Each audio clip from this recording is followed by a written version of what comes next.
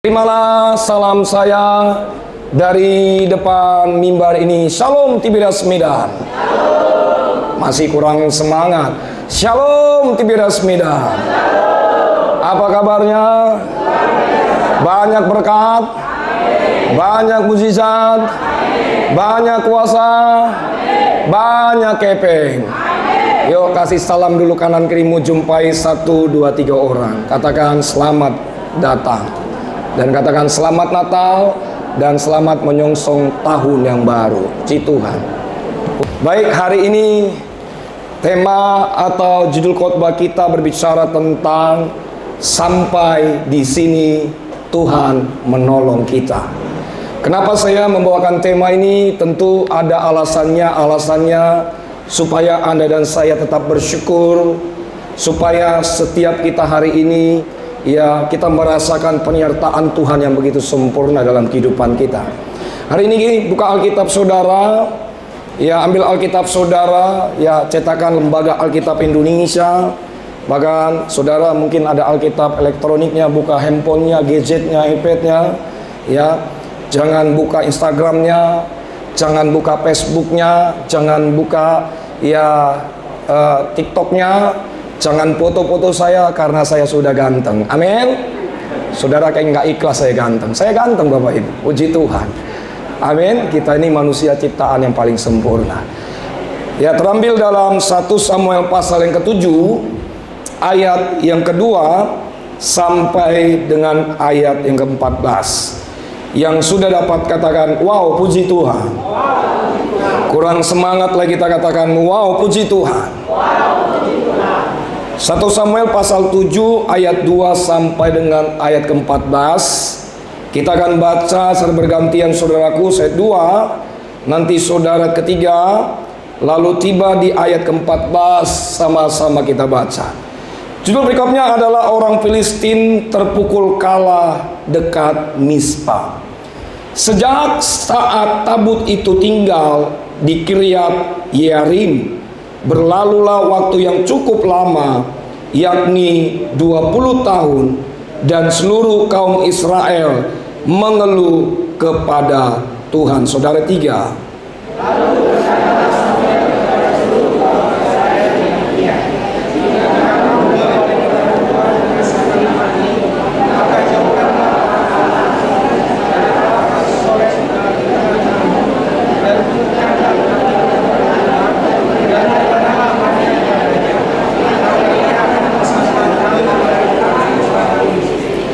Kemudian orang-orang Israel menjauhkan para Baal dan para Asitoret dan beribadah hanya kepada Tuhan. Surat 5.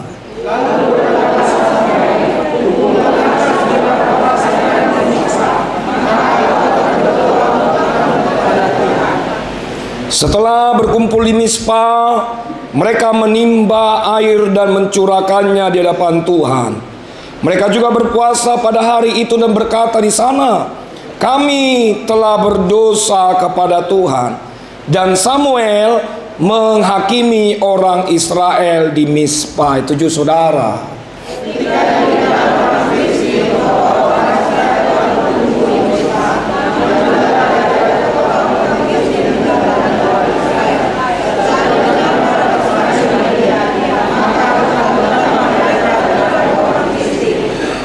Lalu kata orang Israel kepada Samuel, janganlah berhenti berseru bagi kami kepada Tuhan Allah kita, supaya ia menyelamatkan kami dari tangan orang Filistin. Itu ayat 8 saudara, 9 saudara.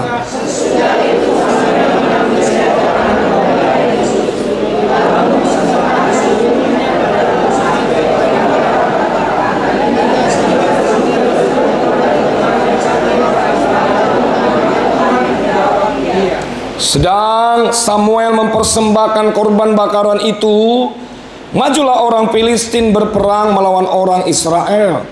Tetapi pada hari itu Tuhan mengguntur dengan bunyi yang hebat ke atas orang Filistin dan mengacaukan mereka, sehingga mereka terpukul kalah oleh orang Israel. Saudara 11.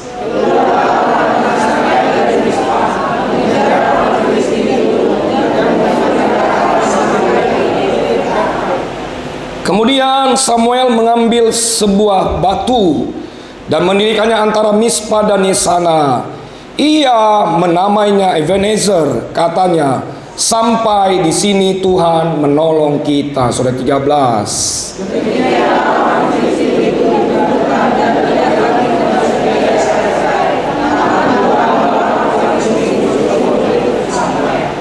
Ayat 14, sama-sama kita baca 2, 3, iya. Dan kota-kota yang diambil orang Filistin daripada Israel kembali pula kepada Israel, mulai dari Ekron sampai Gad, dan orang Israel merebut daerah sekitarnya dari tangan orang Filistin. Antara orang Israel dan orang Amori ada damai. Berbahagialah bagi setiap kita hari ini yang mendengarkan firman Tuhan serta melakukan firman Tuhan ini dalam kehidupan kita setiap hari. Nah, Bapak Ibu, dalam setiap perjalanan hidup saya ibaratkan seperti sebuah buku. Jadi kalau kita melihat buku atau Alkitab saya ini ada covernya, ya. Ada sampulnya, ada judulnya Alkitab. Lalu kalau kita membuka lagi, saudaraku, di dalamnya ada daftar isinya. Setelah daftar isi, maka ada isi Alkitabnya. Setelah ada isi Alkitabnya, maka ada penutup, ya. Nah, oleh sebab itu Bapak Ibu, saya percaya sebagai penulis buku, itulah yang menjadi perjalanan hidup mereka sampai akhirnya buku itu diterbitkan dan dicetak.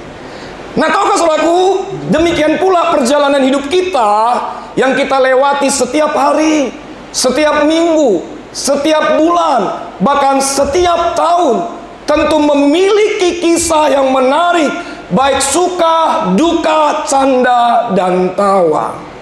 Sebab itu Bapak Ibu, Raja Salomo berkata dalam kitabnya, untuk segala sesuatu ada masanya, untuk apapun di bawah langit ada waktunya.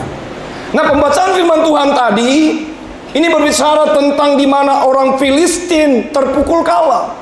Nah, apa yang terjadi? Tuhan menolong bangsa Israel sehingga mereka meraih yang namanya kemenangan. Saudaraku, saya pelajari peristiwa Ebenezer. Ini berbicara tentang dua hal selain tadi. Jadi kalau kita perhatikan dalam 1 Samuel pasal yang keempat, 1 Samuel pasal 4, yang pertama, 1 Samuel pasal 4 ini bangsa Israel pernah mengalami yang namanya kekalahan. Apa yang terjadi? Tabut Tuhan dirampas oleh orang Filistin. Tetapi saudara, peristiwa Ebenezer yang kedua, nas pembacaan firman Tuhan tadi yang barusan kita baca, di mana bangsa Israel mengalami yang namanya kemenangan. Tabut Tuhan dirampas kembali. Sebab itu Bapak Ibu, orang Filistin terpukul kalah. Berkat pertolongan Tuhan, berkat pertolongan Nabi Samuel dan bangsa Israel.